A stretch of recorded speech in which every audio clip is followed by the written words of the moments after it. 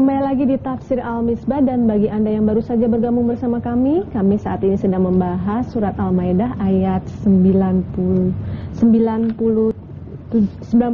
insyaallah. 94. Ya, silakan Pak. Baik, kita lanjutkan. Allah pasti akan menguji kamu dengan binatang buruan yang gampang kamu tangkap dengan tangan kamu, gampang juga kamu tangkap dengan tombak kamu, dengan panah kamu dan lain-lain sebagainya. Itu supaya Allah mengetahui dalam kenyataan setelah diketahuinya sebelum nyata. Saya mau beri contoh ini. Saya tuh kalau mengajar, saya sudah tahu ini mahasiswa tidak bakal lulus. Malas. Kalau diskusi salah melulu, tidak bakal lulus, ya kan? Tetapi saya tidak bisa katakan bahwa kamu tidak lulus.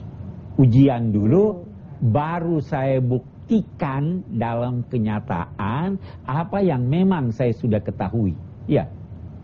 Apakah pengetahuan saya yang menghalangi dia tidak lulus? Ya. Tidak. Saya cuma tahu. Ada orang taruh kulit pisang di sini, terus ada anak lari-lari. Saya katakan, ini bisa-bisa anak ini tergelincir. Saya tahu kan? Ya. Apa saya yang menjadikan dia tergelincir? Tidak.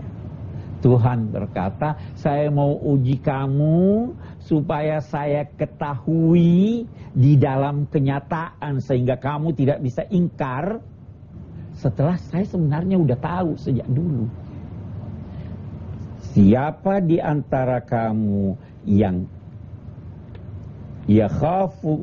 yakhafuhu bil ghaib?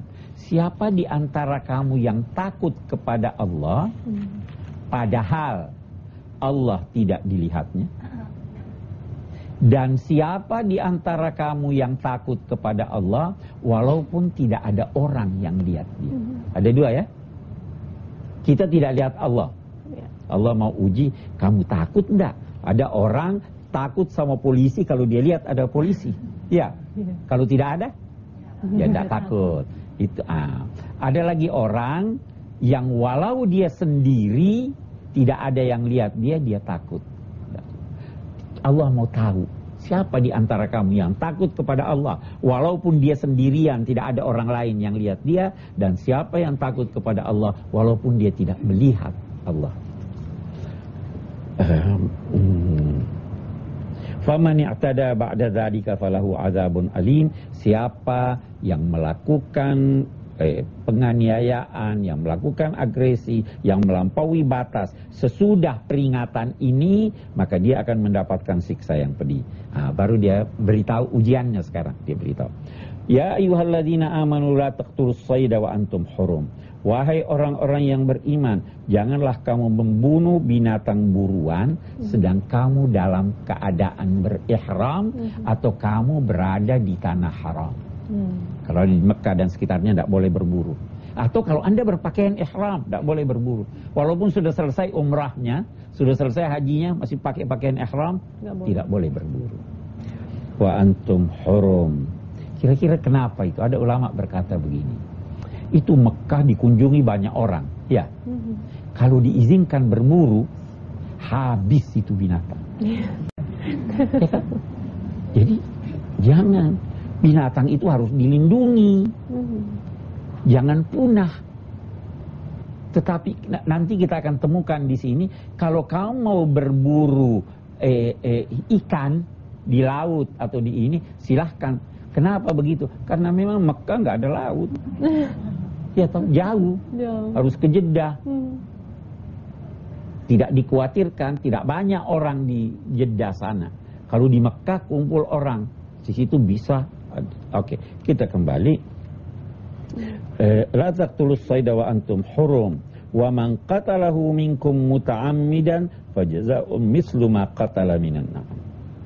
Siapa yang membunuh, dia harus mengganti.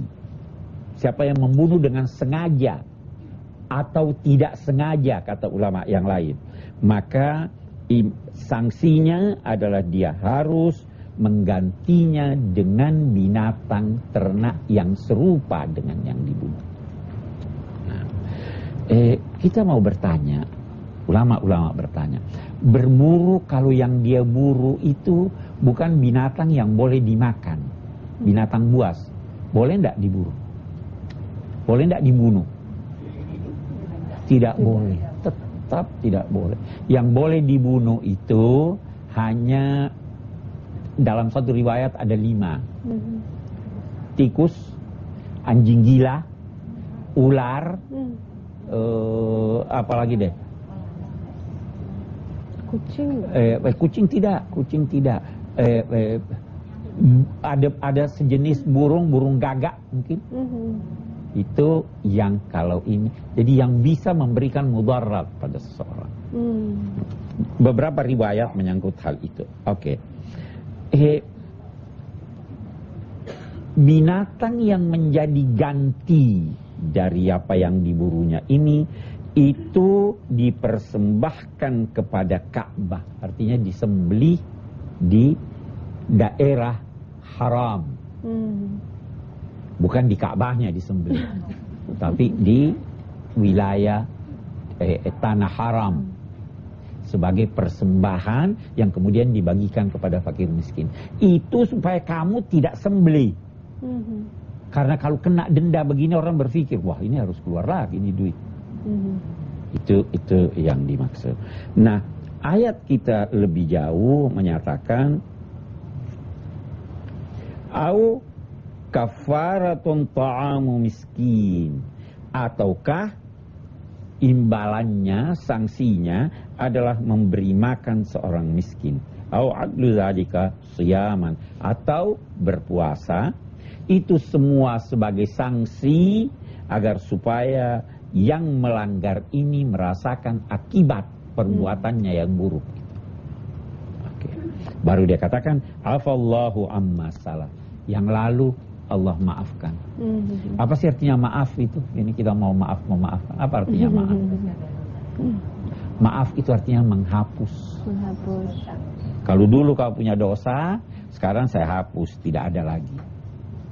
Ya, saya sering berkata, karena itu jangan berkata saya maafkan tapi saya tak lupakan.